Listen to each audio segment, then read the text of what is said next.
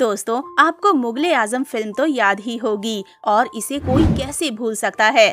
मधुबाला, दिलीप कुमार, निगार, सुल्तान, दुर्गा खोटे और पृथ्वी राज सहित कई ऐसे और किरदार थे जिन्होंने फिल्मों में अपने अपने किरदारों से काफी लोकप्रियता हासिल की। लेकिन इन्हीं में से एक किरदार था शीला दलाया का और फिल्म मुगले आजम में मधुबाला की खूबसूरत अनारकली की हंसमुख और जीवंत छोटी बहन सुरैया की भूमिका इन्होंने ही तो निभाई थी। तो चलिए आज हम आपको इस अभिनेत्री से मिलवाते हैं। लेकिन हाँ, अगर आप हमारे चैनल पर नए हैं तो चैनल को सब्सक्राइब जरूर कर लें ताकि हम आपके लिए ऐसे ही तमाम कलाकारों के बारे में जानकारी लाते रहें। शीला का जन्म 18 दिसंबर 1938 को पेशावर अविभाजित भारत, जो कि पाकिस्तान में है, वहाँ हुआ था। उनके पिता रेवरेंड अलेक्जेंडर मनमोहन दलाया MBE और सोनू दलाया थे। उनके पिता नासिक से थे और माँ रत्नागिरी से थी।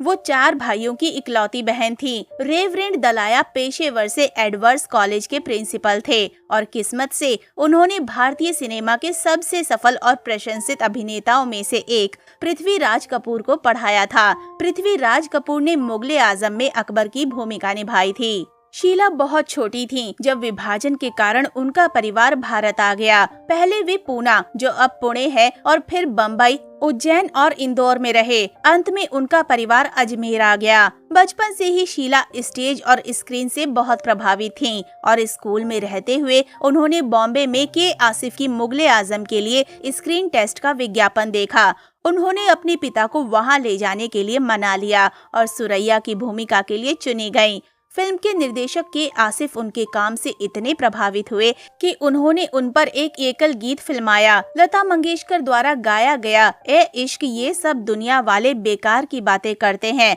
नौशाद द्वारा संगीतबद्ध और शकील बदयानी द्वारा लिखित था। एक बार शीला अपने रिश्तेदारों से मिलने कोची गयी। वहाँ उनकी मुलाकात नौसेना के जवान JN अवस्थी से हुई। दोनों में प्यार हो गया और बाद में 1960 में उन्होंने शादी कर ली। रिटायरमेंट के बाद वे देहरादून में बस गए। इसी साल फिल्म मुगले आजम रिलीज हुई और उसमें डॉक्यूमेंट्री के रिकॉर्ड तोड़ डाले गए। शीला दलाया को भी फिल्म की इस तस्वीर ने दी अच्छी पहचान, लेकिन तब तक वो फिल्मी दुनिया को पूरी तरह से अपने घर से गायब कर चुकी थीं।